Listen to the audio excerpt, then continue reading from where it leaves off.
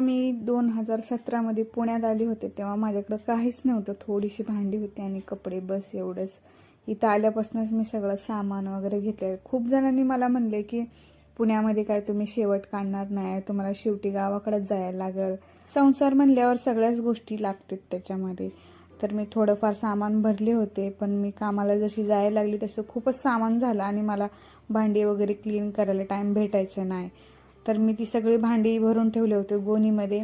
आता गावाकडचे सगळे येणार आहेत म्हणले तर मग थोडंफार सामान काढून घेतले मी, तेच क्लिनिंग वगैरे करून घेतली आणि भांडी घासून व्यवस्थित ठेवून लावून घेतली. जेवढे काही सामान मी काढलेलं आहे ते मला जाते वेळेस परत ठेवून जावं लागेल, कारण गावाकडे गेल्यावर इथं कोणच नसतं, हस्बंड एकटेच असतात, मग त्यांना काय तेवढं सामान लागणार नाही.